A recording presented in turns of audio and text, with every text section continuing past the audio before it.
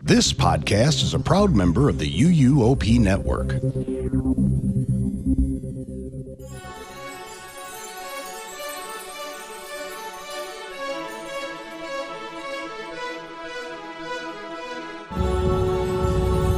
This is episode 684 of the unofficial Universal Orlando podcast for October 14th, 2025.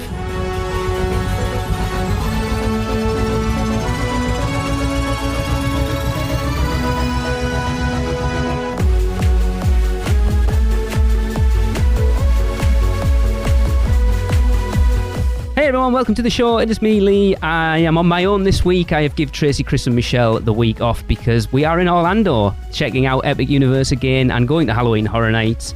But to pull the curtain back, I'm recording this at the end of August, so there might be a little bit of Halloween Horror Nights chat in this, but nothing from an experiential point of view, because I'm trying to stay spoiler-free right now and it is so difficult. But you'll have seen from the title of this, it's a new series of podcasts that I've been thinking about for a while, where I wanted to invite Universal Orlando content creators onto the podcast and to kind of talk about them and their journey, and then just have a chat about Universal Orlando. And our first guests are people who I only found relatively recently on YouTube and kind of fell in love with what they were doing.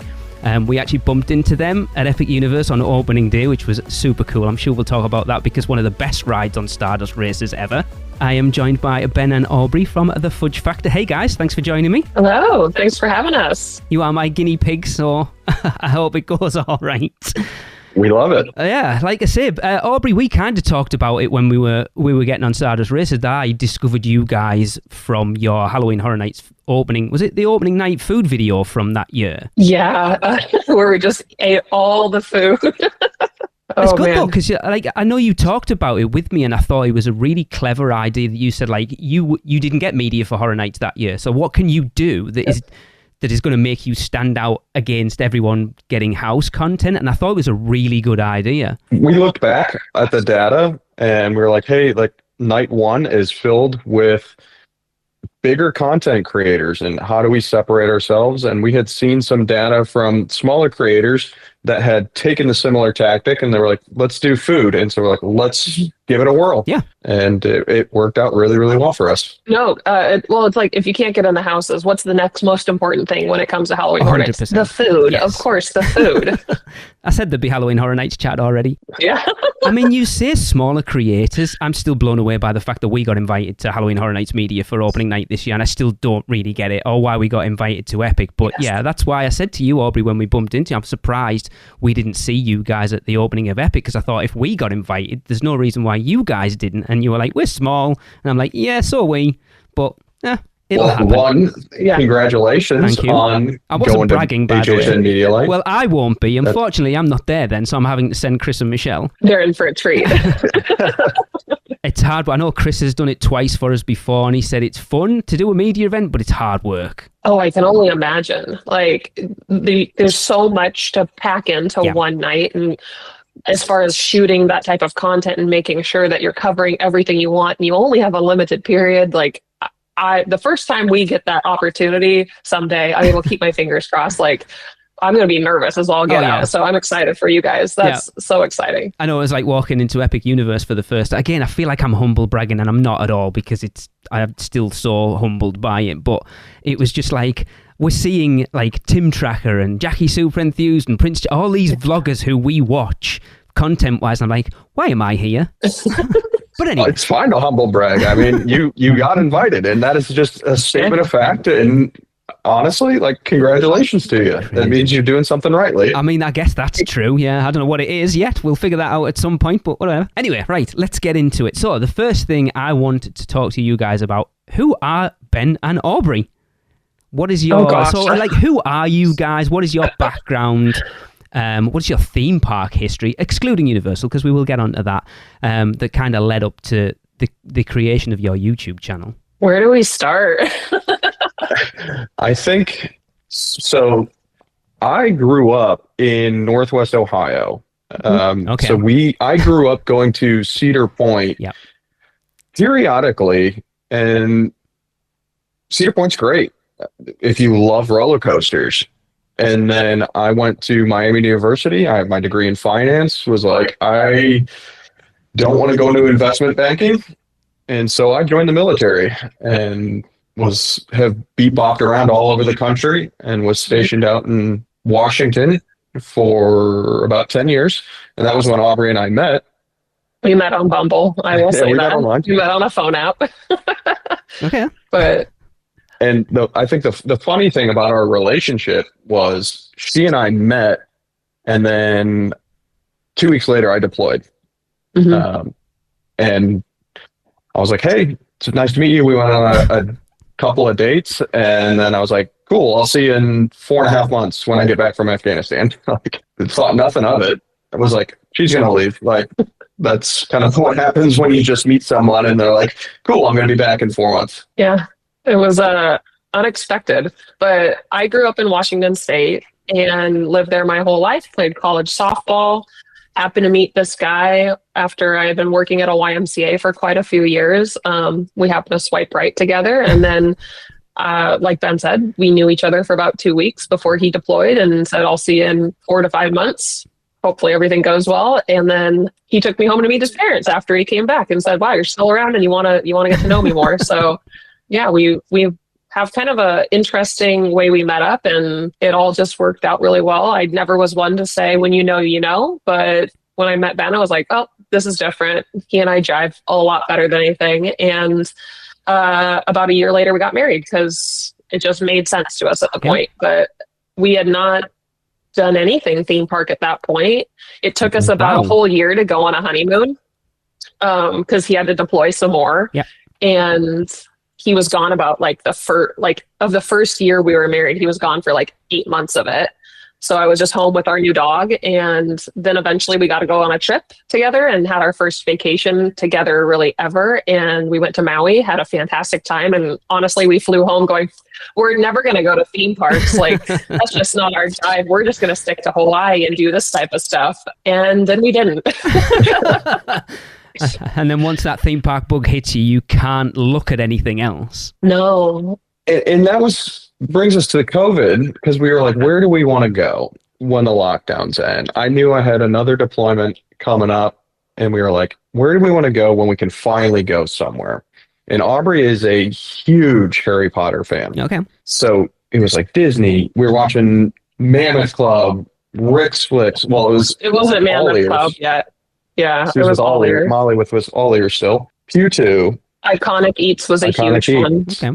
And we were like, let's give Universal a whirl just to see what this whole Diagon Alley thing is all about. It had my love of Harry Potter. It had Ben's love of roller coasters from growing up and going to Cedar Point. So Velocicoaster had just opened at that point. Nice. So it drew his attention. And then I watched Iconic Eats all the time back when Tess used to eat the food, which is really where some of our let's eat all the food at HHN comes from later on. But I was like, let's go do this thing, because literally when we were locked down during COVID, we just binge watched YouTube. We stayed home, we worked from home, we did what we could, but we watched YouTube in the meantime, and that kind of filled a little bit of that, at least I get to see this type of atmosphere outside of the home. So we took a trip. Was it Christmas time? It's Christmas time of 2021. Mm-hmm. Okay. It was our very first theme park trip and very first time to Universal ever. Interesting time to go. It's a very different park at that time of year. Yeah. Yeah. Well, and Ben also loves Christmas. Fun fact.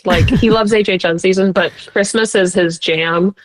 And I've had, I learned that very quickly of how much Ben loves Christmas, loves decorating, loves lights. Oh, and one other fun fact, talk about our honeymoon. That was the first time Ben ever edited a video. On the way home, I had gotten sick at the end of the honeymoon, and I was just in the airport, huddled up, shivering, and just get me home. And in the meantime, he had taken all these photos, and he decided to make this little montage of our experience and his artistic photos. And what was it, a PowerPoint? It was pretty much a PowerPoint.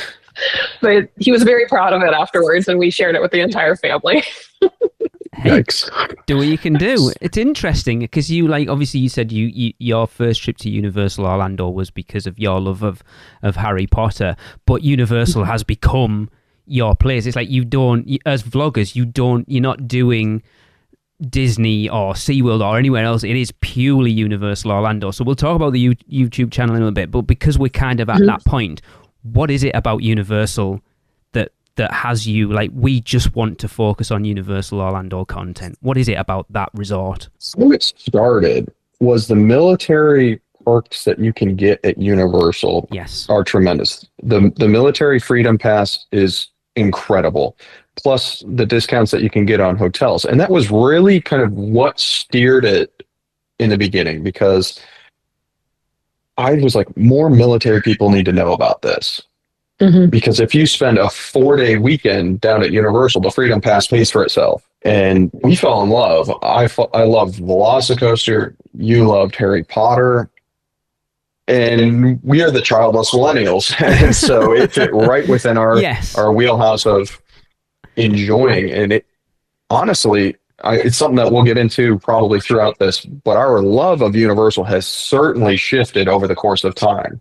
It's been one of those pieces about Universal where we fell in love with the initial parks, but then it became much more to the way that the team members at Universal would work with you and their friendly nature and their helpfulness and like truly just making you feel special because you're at Universal, I think is really what took it over the top for me. Like walking in, we stayed at Portofino Bay the very first time, and walking into Portofino Bay and their lobby attendants who are there, who are just making you feel like you're at home, on top of the team members working in the parks who like, I don't have a clue at this point in my life who these people are, but they're just so genuinely nice to you as you're going through, and making you feel that much more immersed, specifically in the Harry Potter area. I will give credit there of like going, I really am in the wizarding world. Like it made it more than just a vacation. It was such an experience as a whole that it made us really fall in love with it, which again has changed over time for different purposes and different reasons. But that initial immersive nature of Universal was fantastic. It's interesting that you are relatively newcomers to Universal, because we've been going since 2004, and to see that shift of what it was to what it's become has obviously made a big difference to us. You're seeing what it is now, and yes, it is. The team members are such a huge part of Universal, absolutely. Although I wish they had British accents in the Harry Potter sections, but we can't have everything. I do agree with that, though. I do agree. I'm assuming you guys have been to Disney World to have that comparison or not. We've been to Epcot. Okay. That's it. And Disney Springs. Disney Springs. We plan to make our way over to Disney World at some point. And Epcot was even just one of those things that we knew a performer from Universal. Yes. And she was like, I want you to come see me perform at Epcot. And that was what drew us over. We're like, okay, great. Let's go watch you perform. And it's not that we have anything against Disney World. It just hasn't, the cost does add up, especially with all the other costs of doing vlogging and things. But basically, time is limited. And so at this point, Universal draws so much more for us, so that it's hard to make that decision. But we do plan on visiting Disney World. In fact, my niece and nephew are going to come visit this year, and we have to take them to Mickey's Christmas party. So the tickets have been booked. We will visit at some point. It just hasn't been something that we've made our way over to quite yet. Yeah, I will say from experience, the best way to enjoy the Magic Kingdom is during one of the parties, because otherwise it is an interesting experience. But yeah, we've done we did the Christmas party last year and the Halloween party the year before, and it's probably, like I said, the best way to experience that park, because it is a stressful experience. We've been told that we should film our very first experience going there, just as like, this is the chaos of not knowing what you don't know. Here's what it looks like. We were Universal podcasters, like undercover in the Magic Kingdom. Like, we shouldn't be here. It was funny. I mean, we got recognized by so many listeners in the Magic Kingdom. It was hilarious. I mean, obviously, it has had a huge impact on your lives as well, the vlog and Universal. We will get into that for those who don't know, like a huge impact. I'm very jealous, by the way. Not necessarily of... We will get there. It's an interesting discussion, because I would like to be in your shoes, but there are also reasons why I would not like to be in your shoes. I'm sure you would agree. But yeah, you said you went out for the holidays in 2021 for the first time, fell in love with Universal, which everybody does, So where was that next step of like, do you know what, we want to get into? I mean, you'd already dipped your toes in sort of vlogging at that point. Where did the creation of the Fudge Factor YouTube channel come from? So funny fact was that while we were there for that Christmas time, the Winter Orlando Informer meetup started, and they were setting up, and we were like, what is this thing? Because we had no idea. And then so we came back home after that meetup and went down the rabbit hole of like, oh my gosh, there is so much more to experience at Universal.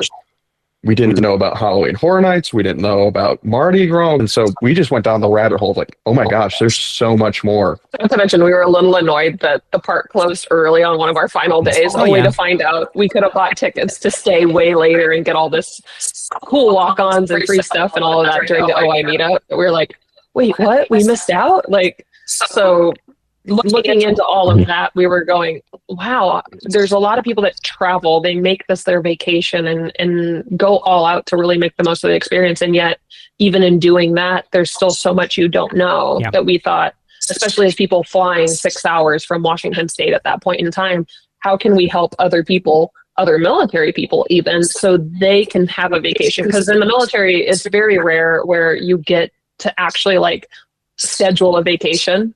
Especially in the line of work Ben was doing, going to Universal was the first time that we could pre-book a vacation and go, wow, we can put that on the calendar months in advance instead of being told, okay, you get time off now. And so we really thought, how can we help other people learn the things that we have learned before they even go through that experience? Interesting.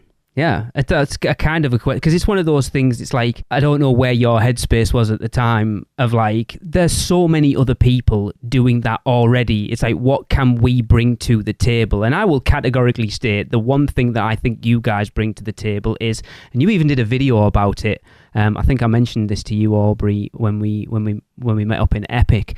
I can't remember, did you call it Fake or True or whatever it was? And it was, I can't remember the actual title for it. What is real is how you feel, something like that. And I watched it expecting it to be something about the park specifically, of like, oh, these things are fake and this is, and it wasn't. It was about you guys. And I'm like, that is exactly what you bring to the table. Is you are Ben and Aubree, and that's what you bring to the table, your perspective, your personality. And I think there's a lot of how do I say this without potentially offending people? There are a lot of vloggers and podcasters out there, I think, that not to be negative, but have a persona that's their vlogging persona. And that, I get that. A lot of people do it to keep their personal life separate from that, because it's got to be hard. It's interesting. I want to talk to you guys about how it's, because we can kind of, even we will go to Universal and still get approached by people who recognize our voices or have seen pictures online and stuff. But that's not primarily our thing. Whereas if people are watching you, they know exactly what you look like. So trying to keep those two things separate is interesting. It's true. We get stopped fairly routinely, and honestly, our view is stop us. Like, we make videos. Yes. Like, it's not that serious. We would rather ensure that someone is having a great time and getting to see what they want and ask questions and just have a great time, because we enjoy the parks still. And we were just there the other day, and we're like riding Gringotts and had that swell of emotions of like, this is why we do this, to ensure that other people can love the parks and build the Universal community as strong as we can. Yeah. And I'll add to what you're saying, Lee, is one of the things that has been really important to us is that who we are on camera is also who people meet in the parks. Yeah. There are times where I know people have a large following, and it is hard to stop folks because for some people, it is their work, and that makes a lot of sense. But at the same point, for us at this point in time, like, it is just a video, and we can reshoot a shot, and we would rather be able to be ourselves and talk to people and share our experience and be the same Ben and Aubree they see on YouTube as we are around the house. Do we have crappy days sometimes? Yeah, we do. Of course. Things happen. Yeah. But like, we can still be good people regardless of, when it's raining at Universal and you're stuck in a downpour and, oh, well, let's all just have a good time here together. Might as well. Like, worst thing that's going to happen is we can just laugh about it, I guess, like, try to find the bright side of it, really. But yeah, like I say, it doesn't feel like you guys are projecting a persona. It feels like I mean, I'm sure, like you said, people have rough days. We kind of tone ourselves down a little bit, because if I ever went full blown, it would be a very interesting podcast. I think we'd get cancelled very, very quickly. So I am me, but very much a kind of toned down version, because no one needs to see that. That's what the bonus episodes are for. But yes, what you guys bring to the table is you guys. And when you were creating the channel, what was your thought of, other than kind of helping people create that vacation of not going down the pitfalls that are very easy to make? What was the thinking behind it?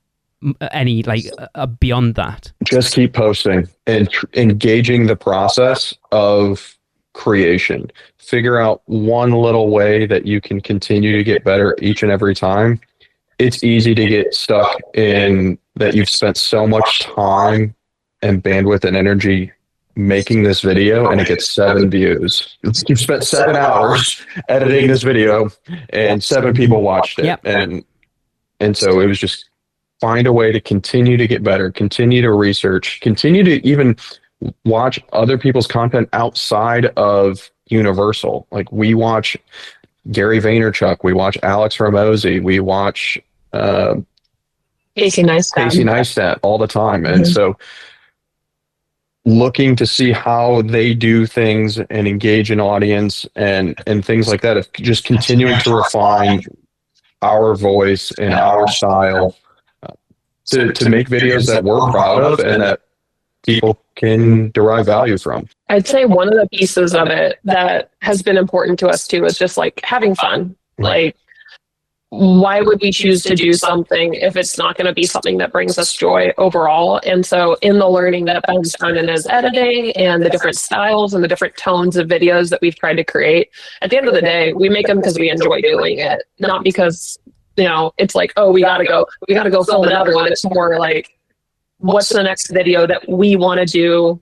How does it help people? But also, how do we enjoy and have fun doing this? Because we do. Like, that's one of the biggest reasons that we felt like we would jump into this arena, was that, this is something we want to do together. And we like that bond that we get to have in creating. Yeah, because if you're going out and filming videos and you're having a bad day, or you're just fed up of it, it comes across massively. Mm-hmm. Know that. we have gotten to learn quite a bit about how to communicate with each other, because when it's 115 degrees and you've been in the sun filming, I'm sure. I think that's like one of the best ways to test your marriage. All right, go create content, and not only do that, but do it in the heat of like Orlando summer. Be like, okay, get everything you need and don't crash out the whole time. Yep, in Epic Universe, where you're walking up and down 1,000,000 steps every 5 minutes. Yeah. Oh, yes. I think one of our first hotel review videos was Portofino Bay, and I don't think we posted it because I gave up partway through. I gotta go back to the room, and he's like, well, we're not done. I was like, I gotta go back to the room. I'm done. We ended up refilming that one. Fair enough. I wish to go to Universal.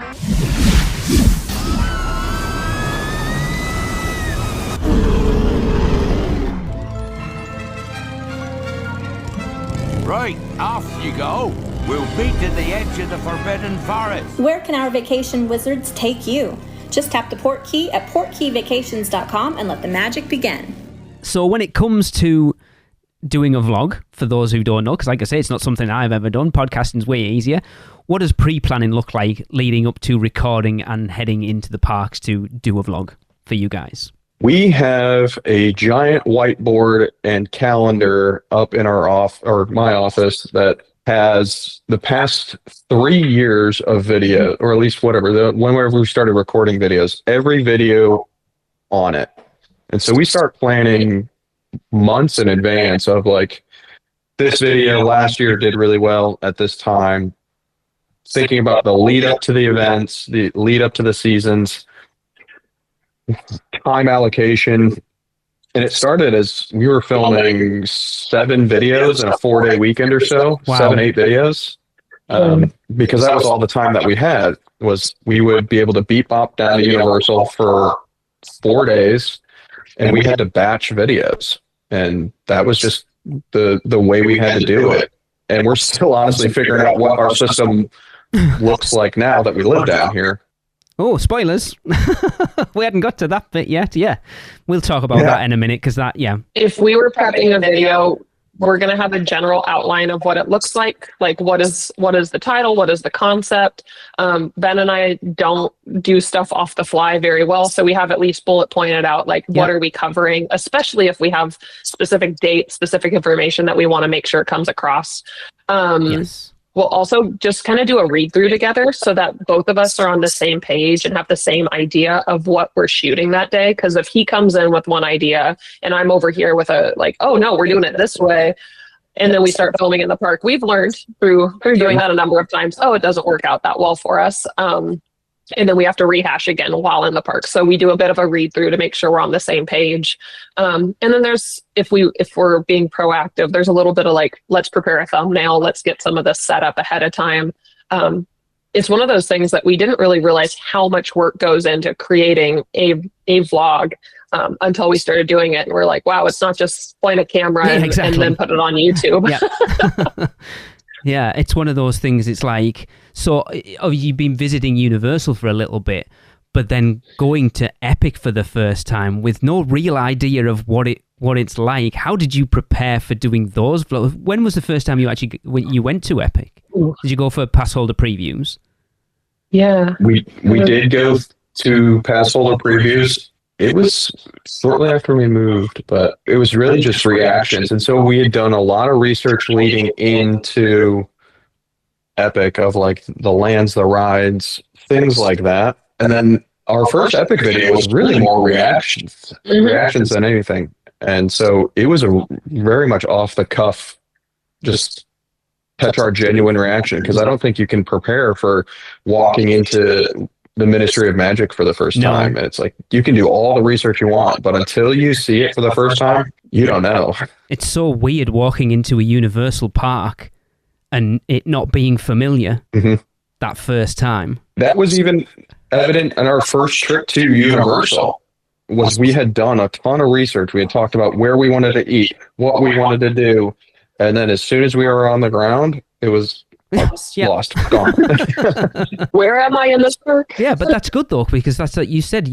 From your vlogs, that's what you're bringing to the table of making sure people, or not making sure, but giving people the best knowledge they can have to not make those mistakes when they go to the park. Because, like you said, it costs wherever you're coming from. Those trips cost so much money, and the more mistakes you make, the less bang for your buck that you are getting. And so having resources like you guys is a huge thing for people. That is exactly, you hit the nail on the head. It does cost, this might be the only vacation that somebody has all year. Yeah. And they want to make the most of it. And we want to provide a little bit of information, a little bit of, call it expertise, of how to navigate it effectively and have the best time. Yes, there's a lot of times where those memories are made in the moments that just go awry. Yep. But having a plan of action of how to modify and enough flexibility in your plan to be able to modify accordingly. I'll be honest, I am incredibly nervous about visiting Epic Universe because we got really spoiled for that opening weekend. We had 2 days of media and then opening day where there was barely anyone in the park, and then we went back the following Monday and it was a little bit busier but not really, and now it's going to be crazy busy, and I'm I don't know how I'm going to like this. Well, you have Express Pass? No, I'm not. I am not paying those prices. Well, right now, Lee, you're going to be lucky in that the kids are going to be back at school. So we have actually seen that right now the crowds look great. So you might be in luck. I am slightly worried that they've now added Donkey Kong and Potter onto Express Passes as well. Well, we'll see. I've got 3 days there, so it's not too bad. So yeah, obviously this is the thing that a lot of people don't realize, and I'm sure it's way worse for you guys than it is for me, but the back end, once you've recorded all your videos for your vlog, what does that workflow look like after you get back putting all that together. I want people to appreciate how much work goes into the things that we do. And like I say, post recording for me, podcast wise, it's a couple of hours for an episode. I can't even imagine video wise. How many shots do we get for a single video typically? I know that for anywhere between an 8 to 10 minute video, I'm going to need somewhere in the realm of 160-ish shots. Wow. And so if it's a longer video, like an Epic Universe reaction, you're talking 400 shots between the A-roll and the B-roll and the transition shots. Which you do a really good job, by the way. Your content is awesome. It's so good to watch. I'm not just saying that because you guys are here. I genuinely enjoy it. And so I'll dump it all into a file on an SD and sort it accordingly. And just, we shoot chronologically. That has helped our workflow quite well. And that was something that we learned early on. Was it saved me a ton of time on the back end if we just start in the beginning of the story, shoot it all the way through. And so I kind of have a good rough idea of where we are in the story just based off of where the footage is in the organization within the folder. Back when we were traveling down and we stay at a hotel for our long weekend, we would get back to the hotel room and it would be like, all right, start dumping all the footage. Take Ben's camera, take the Osmo I shoot on, start making sure it gets onto the hard drives, get everything prepped so it can start charging for the next day. And then Ben, once all the stuff was dropped, it was either start editing if we had to do a quick turnaround on a video or start organizing. And when we had our 6-hour drive, as we would drive back to Georgia when we lived there, I would drive us home. And Ben would just be organizing video clips and labeling and sorting because we'd have thousands by that point after a long weekend. But now, come home, I probably sit on the couch more than I need to, and then Ben starts editing. But how long would you say one of our 10-minute videos takes you if we were turning it around to post? Any more, I would say they're going to take anywhere between 4 to 8 hours of cumulative work, depending on how long it is. And it's one of those things, I don't know whether you'll be like me, but I spend far too much time on doing little sort of sound bites or making sure music lines up just perfectly, and yet the average listener couldn't care less, will never ever notice it, but for me, I care. And it's just and then you sit there after spending 20 minutes doing one tiny little thing going, what am I doing? No one cares about this stuff. I feel that, Lee. I feel that because it's we just had that on our video that launches on Sunday. We shot a clip and it was slightly out of focus. And I was like, I don't think anybody's going to notice, but I noticed. And so we drove back to the park just for one shot. Yep. It's a labor of love. So it sounds like Aubree's the talent and Ben's the man behind the scene. Is that about right? And you're still in front of, you know what I mean? The man that does you're the Wizard of Oz, shall we say? Yeah, that's fair. My whole military background was stay away from cameras, quiet professional, that sort of idea. And so, although you've come a long way being in front of the camera, being in front of the camera, and even still, is incredibly uncomfortable. Which doesn't come across, I will say. I'm dry. I'm sarcastic. Hey, there's nothing wrong with that. That's why you go down well over here. We're the most sarcastic race on the planet. Yes, I do most of the camera work and the editing work on the back end. Now, is that because of is there a part of that of you being a control freak as well, Ben, or not? Because that's me. I do everything when it comes to our podcast because I just don't trust anyone else. There's certainly something to be said about that. And it's a problem that I love solving. Yeah. And so I enjoy editing, trying new things. That's also why, honestly, I edit the things on Instagram that I do, is to practice things that I might not use in a long form video, but now I get some kind of free reps at practicing something that I'm working on that might find its way in a long form video. But Instagram allows me to do that and practice the skills and continue to hone my skills of editing and camera work.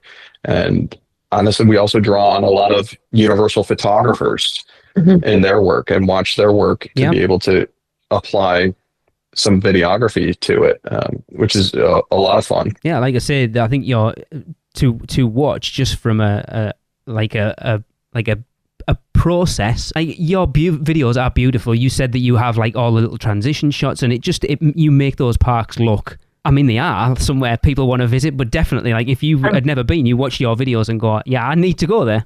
People would be amazed how long I can just sit there and wait for one shot. I've probably waited your military showing. 20 minutes just for one shot at some point, just to be like, all right, it's going to open up. Oh, crowd got in the way. Okay, cool. I got to wait another. Okay.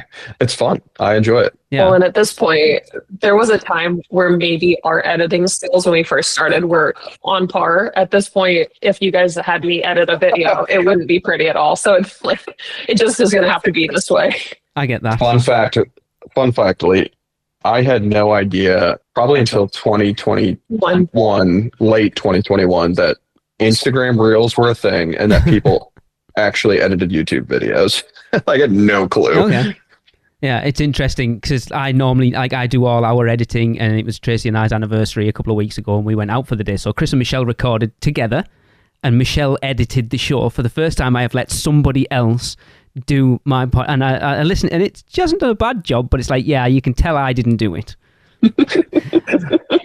Feel that. So you've dropped it there already, that it has affected you guys so much that you made the move from Georgia down to Orlando. What brought that on? Was it purely Universal and vlogging based, or were there other things to it? It was a mix. So Ben retired from the military, and he's officially done there. And with his retirement, it left us the ability to decide, all right, where do we put our life? Because we were put in Georgia because of Ben being restationed, and then being completely done with the military, we get the opportunity to be civilians and live our own life. And really, we have fell in love with Universal so much.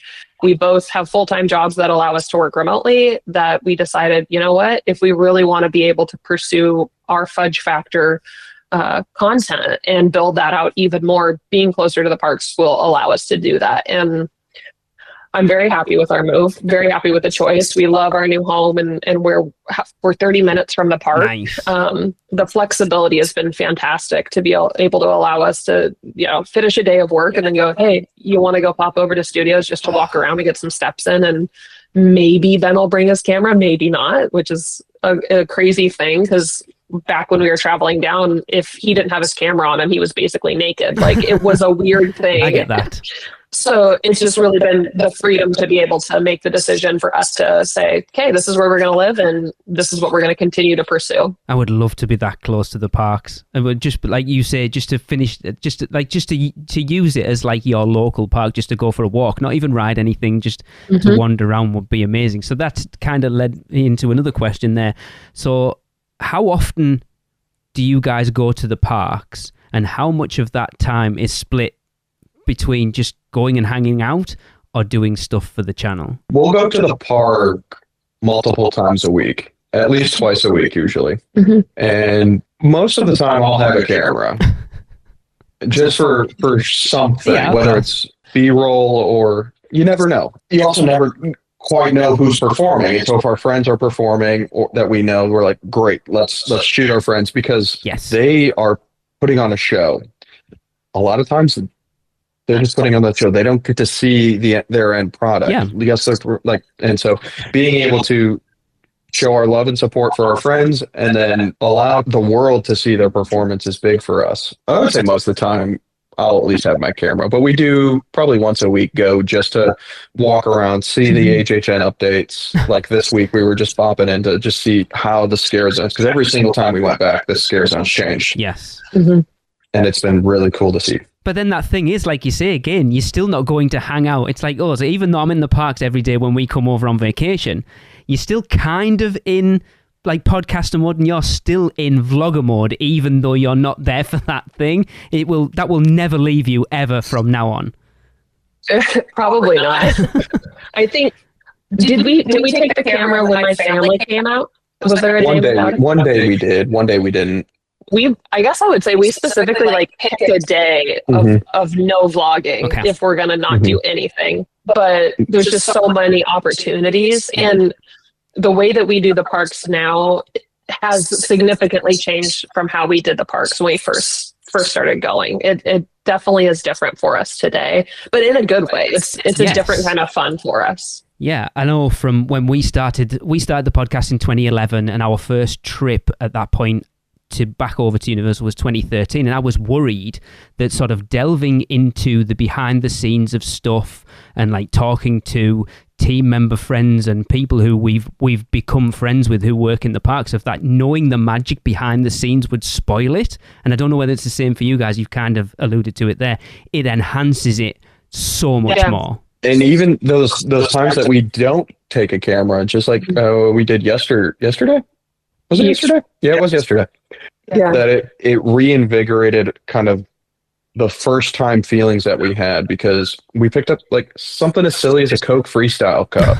We picked up the HHN 2025 Coke Freestyle Cup, and it hit me in the feels where it was like, I remember when we were researching Universal the first time, and I was over the moon about a Coke Freestyle Cup. I was like, You gotta get one. You gotta have you it. mean to tell me that I can get refills every 10 minutes of whatever Coke product I want, like, and being over the moon about it, and watching family members ride Gringotts for the first time, like every now and then when we were like, we're not taking a camera, like it reinvigorates that love that we have for the parks from a very like first time level. Yeah. But dang, well, I say it's a choice where we're leaving the camera at home. It's like leaving your baby at home. It's not easy. It's like walking into Epic was that thing for us for the first time. It was walking, like I said earlier, walking into a Universal park that you... And I'll be honest, I actually gave our login to our Instagram account to two friends who were going, because I didn't want to see anything. I wanted to see it all firsthand when we first walked in for the first time. But walking into that felt like going... I mean, it was for the first time, but it was like so familiar with Universal, but then walking into Epic Universe, just it brought back those feels of going to the parks for the very first time. And I adore that park. I cried. I didn't as much as I thought. I'm well known for crying at the drop of a hat. I didn't as much as I normally do. Tracy, on the other hand, who's known for being dead inside, is what she always calls herself, did way more. Michelle, on the other hand, she was bawling the entire time we were there. I think I got a video of her walking into the Ministry of into Place Cachet for the first time, and she was sobbing. Yeah, that was watching The Untrainable Dragon for me. Yes, Just me too. Ugly crying. Yeah. Ugly crying. As soon as Toothless comes out, that was it. I was away. Yeah. Uh-huh. But I mean, speaking of Epic, it's funny that you guys said that the only Disney park you've been to is Epcot, because I've heard many people refer to Epic as the Epcot of Universal Orlando, and I kind of understand it. I could see that. Their food at Epic is amazing. It really Delicious. is. Yes, we interviewed one of the chefs on the media event, and he was the guy who worked in the Blue Dragon. Oh, and nice. he was talking about the Mapo tofu there. Tracy had asked him, "What's your favorite dish? What's your baby?" He's like, "Oh, the Mapo tofu from Blue Dragon." Ooh. And Tracy was like, "Right, I am going to try it, and I'm going to tell you my honest opinion," because she went to Korea for 2 years ago, and she's like, I've had it authentic in Korea. And we went to Blue Dragon on the second media day, and she had it, and she had a thought, and as we walked out, the chef was stood at the entrance, so she like tapped him on the shoulder and went, "Oh, I've just tried it." And it's like, "What did you think?" She went, "It was amazing." Ooh. We haven't tried that one. Did you guys do the banana Napoleon at the Blue Dragon? We've only got to go during the media event, and they only had certain dishes on at that point. We are booked for our first Epic Day in October, and I can't wait. So no, we haven't. You have to promise me to get the banana Napoleon when you go back to the Blue Dragon. It is my favorite dessert at Epic. It is so good. The only place we've had, I would say, not a bad experience, but a less than good experience, and I've heard from so many people that we just hit it on a bad day, was Atlantic. Oh, really? So we went opening day, and everyone at our table said everything was under-seasoned. Our Atlantic experiences have been fantastic, so I think you did it. Yeah, that's what we've been told. It's weird. There was a group of 9 of us, and they threw us in. Have you seen that weird little room that's underneath the bar? There's like a closed... We got chucked in there, and the problem is that unless you're sat at the back in the 2 seats in the middle, you can't see anything. No, you wouldn't be able to. And there's such great views there. So we kind of missed out on that. But anyway, that's kind of wanted to lead in with Epic, because we'll get into some Universal Orlando talk. Epic is amazing. Like, it's funny how many people we've seen online complain about it, and I get the complaints. But one of the things that I've said about Epic is it's not like a normal theme park. You have to change your perspective of what a theme park is. If you're going just to ride rides, then you're missing the point of that park. That is one of the things that we noticed as well, was like the characters, the interactions, and the immersiveness within the world is so much more than just the individual rides. Like, the characters set that apart, whether it's the Invisible Man, whether it's Rough Nut and Tough Nut, whether it's the performers in the Wizarding World. Like, that's what helps you get even more immersed within those worlds. There's so much more to do, and I'm not saying the other parks don't have it, but there's so much more to experience in that. But like, I'm just looking forward to going back and just hanging out in Celestial Park. Well, and you're going to be there at a great time of year to do that too.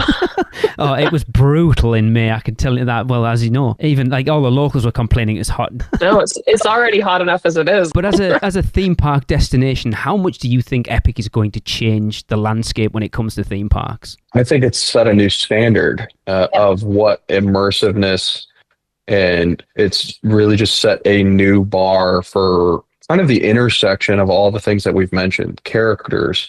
No longer is a character going to be something that is set within a land. It's going to be an interactive portion of lands, of theming.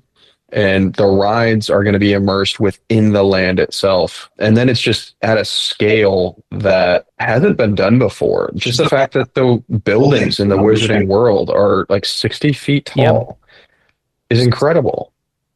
It gives people more than just a theme park. It gives them an entire experience the whole way through, from the rides, from the meet and greets, from the shows, from the food. Like, it's a full experience when you go to Epic. And again, like you said, if you're only going for rides, like that's okay, but there's so much more that you can get out of your Epic day or days, that like you got to go into it with a different mindset. Like, we love Islands of Adventure. But if I'm going to islands, I'm going to ride rides. Like, that's really what I want when I go there. But Epic is... You're a part of the story. Yeah, I can go to Epic and not touch a ride and still have a fantastic day, just based off of everything that's within that park. Yeah, that last day we went, it rained from probably 2 p.m. pretty much onwards. And as you know, 90% of that park goes down at that point. And we still had an amazing time. Yeah, it's. I think that's the issue when you're seeing people complain, are going to it expecting it to be a quote unquote normal theme park, and it isn't. It's something completely different to everything else out there, and I hope that it seems to be doing well from what we've heard of the numbers coming out, and with the again quote unquote expansions that are coming. It's going to get that extra kick. But I adore that park so much, and I can't wait to go back. And I'm very jealous that you only live half an hour away from it.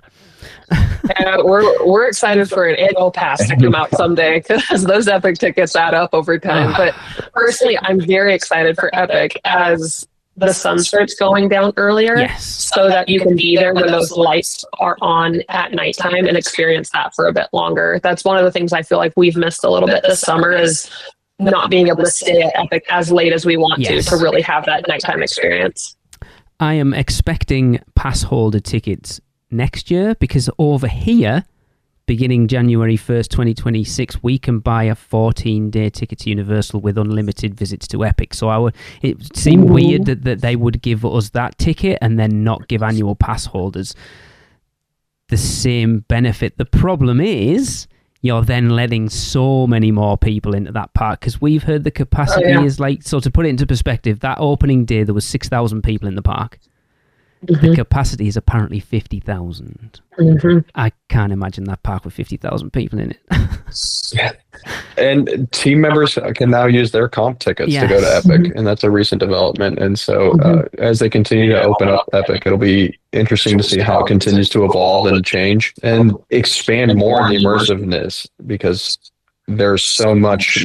It's a great park, and there's so much more room to expand and grow. Yeah, which it's crazy to think that it's barely been open and there's already, like you say, expansion plots, and there's already 2 restaurants apparently going to open next year. It's crazy that they're at that point. I mean, I know the expansion plots aren't expansion plots. They didn't get finished in time. But what a great position to be in from a theme park, to be able to open something that's so awesome, but then in the next 2 or 3 years add to that as well, is a brilliant place to be. I'm excited for it. We put it on. I put on my Christmas list that I want a Universal annual pass with Epic. Who knows if that'll happen? I really hope it does. But that was like, Ben, Christmas list item. If it's available, this is what I'd like. It's going to be very interesting to see what happens. I've had a friend of mine reached out to me yesterday. It's like, so our annual passes are about to expire. I don't know whether to renew, because we're only going once next year. Do I renew and hope to add Epic on it, or do I just get the 14-day ticket with Epic on over here? And I'm like, I don't know. Well, I think that's the great thing about the team, though, at Universal, is like, even if you buy a certain ticket and then you haven't quite used it yet and you find a different opportunity, they've been really accommodating overall in our experience. Yeah. So I think that's one of the things I really appreciate as well, is like, they're flexible with that, especially if you haven't used it yet. Yeah, we keep joking that Tracy had the best annual pass that anyone has ever had. So we came out in October 2019, bought our first annual passes, and then COVID hit and Universal suspended our annual passes. I think that pass lasted about 2.5 years in the end because of how it worked. So you got so many trips out of it. It was crazy.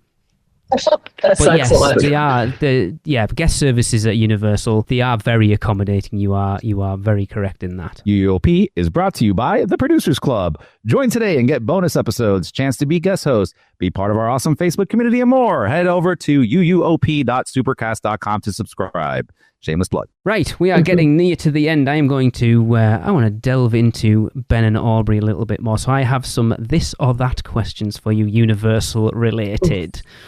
I wonder how much you know about each other at this point. It would be quite interesting. So, let's go. Islands of Adventure, Universal Studios Florida, Volcano Bay, or Epic Universe? What time frame are we talking about? We're not going through any seasonal events, just general parks. Okay. Based off of what we have been going to lately, I think it's Universal Studios. Interesting. I agree. Universal Studios. So, butterbeer, hot, frozen, or regular? Regular. Hot. That's the right answer. Sorry, Aubree. Butterbeer, potted cream, ice cream, or fudge? Yeah, there's only one answer for you guys there. Ice cream. Really? Soft serve, for sure. I mean, surely the answer should have been fudge. Although their cream puff they have lately is amazing. That is true. That butterbeer cream puff is delicious. Okay, interesting. So, icons, the lighthouse, the globe, the arches, Krakatoa, or the Kronos? Kronos. I'm shocked you picked that. I figured he would go with the globe. But yeah, the Kronos is pretty great. The amount of globe shots Ben has on a hard drive is impressive, though. I mean, the Kronos is beautiful. Okay. I'll go with Kronos. Stardust Races, yellow or green? Green. Stardust Races or Dueling Dragons? You didn't ride Dueling Dragons, did you? Mm-hmm. No. I'll do Velocicoaster. Okay. Yeah, Ben would pick Velocicoaster over. I would probably agree with you there, to be fair. Battle at the Ministry or Monsters Unchained? Monsters Unchained.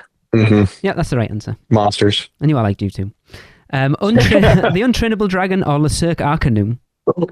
Oh, that one's tough. We're gonna make if our friends hear this, we're gonna make some enemies with this. I know. We have friends in both of them. You're making us choose. I know the show director for both of them, so it's fine. Yeah, I'm gonna say Untrainable Dragon. I'm gonna say Cirque Arcanum. Just to keep both parties happy, I'll get that. Okay. The Horror Makeup Show or the Born Stuntacular? Horror and Makeup Show. Agreed. Okay. Mardi Gras, Halloween Horror Nights, or the Holidays? Halloween Horror Nights. Absolutely. I would be surprised knowing you two, how I do know you two, if that was not going to be the answer. All right, and then moving on, your favourite non-alcoholic Universal Orlando exclusive drink? Ooh, pumpkin juice. Oh, man. I would agree with you there, Aubree, but the stuff they have on tap is not as good as the stuff that they used to have in the bottles. I have always been sad I never got to have the stuff in the bottles. I very much was hoping to have that in our first trip out. I'd say lemon squash. Oh, see, that is good. The tongue-tying lemon squash is good. Have you ever had a fishy green ale? Yes. Yes. What do you think of it? I am not a fan of it. I don't mind it. It tastes okay. For me at this point, I'm not spending $9 on That's it. fair. So your favorite alcoholic Universal Orlando exclusive drink? What has been my favorite? Probably a Shark Attack. I do like that. Ben doesn't drink though. I don't drink. That's fair. I don't really drink either, so I get that. I'm the talent on camera, and I'm the one that gets to get That's I think we need to see that. I think we need to see a drunk Aubree vlog. Would be quite amusing. Oh god, there's definitely been an idea of drinking around HHN, but I'm a little concerned about what that would end up looking I like think by it the would end. be funny. Look, the beauty of it is you can do it, and then if it's that bad, just don't air There it. you go. we have done that. We have done a full Wizarding World candy video, and just it never aired. It's in the arsenal. I have it there as your Patreon exclusive at some point to try and get more subscribers in. Yeah. Ben, you've already answered this question, we know, but Aubree, favorite coaster? I guess Velocicoaster. Hagrid's is so cute though. It is so cute. But Velocicoaster has the thrills you want and the theming. Yeah. Your favorite Universal Orlando show? Nightmare Fuel. Nightmare Fuel. Nightmare Fuel's great. I love Nightmare Fuel. I would say if we could bring back the Mel's drive-in dance, that would. Oh yeah. That'd be some stiff competition for Nightmare Fuel. You did love that.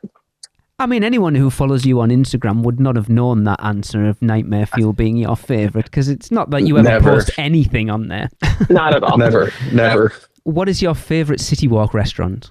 I think it's a toss-up between Antojitos and NBC Grill. Interesting. It depends. It depends because Big Fire could be up there too. Yeah. We think that NBC Grill is a sleeper, that not a lot of people realize how long it's open during the day to be able to pop into and grab a bite to eat super quick and easy compared to the rest of them. It's good. But that tableside guac at Antojitos, every time. Okay. Your favorite on-site hotel? Cabana Bay. Really? Ooh. Interesting.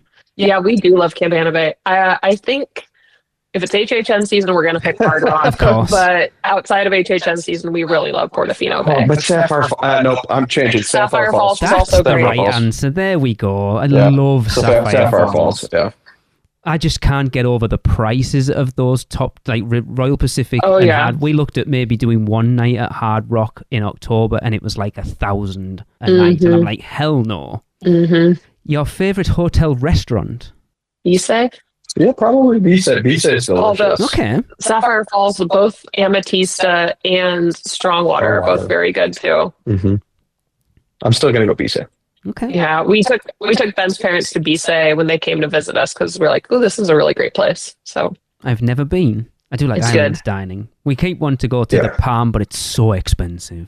B-Side will be up there. Okay. yeah, Like- Bisay's like at up the there. Palm. Interesting. It's funny too because we dressed up nice the first time we ever went for like we're having a date night, and then people are coming to eat there too, but they're just coming from Yeah. the parks and regular park clothes. We're like, you're right, this is still a theme park. Yeah. Yeah. Oh, well. Your favorite restaurant at Epic? Well, at Eatery, that's because there's only two restaurants, isn't it? Your favorite place to eat at Epic? The Atlantic. You're just rubbing it in, aren't you? Yeah. Although I'm going to change it up. Oaken Star. Oh, I Oaken adore Star is so Oaken Star. good. Yes, for breakfast, it's amazing. they have some fantastic mac and cheese and pulled pork there. Oh, okay. Interesting, yes. Mhm. If you could bring one back, this is a really good question for you two, actually. If you could bring back one former attraction, what would it be? Us. Yeah. That's a good point. Yeah, man, that's a slippery slope though, because if you're bringing Jaws back, what does it do? What does it do to Diagon? All right, we're not replacing anything that's currently there. We're just bringing it back and adding it into a new plot. It's replacing DreamWorks Land. Let's put it in there. I would also pick Jaws. Yeah. There's rumours that it might be coming to the UK park. I am keeping my fingers very heavily crossed for that at this point. When Tracy went out to Korea, she went to Japan for a week and got to ride Jaws twice over at Universal Japan. I was incredibly jealous. We're hoping to make our way over there at some point. I want to see it so much. If Universal could do a Jurassic Park or Jurassic World ride like the one in Beijing, oh my gosh. Yes.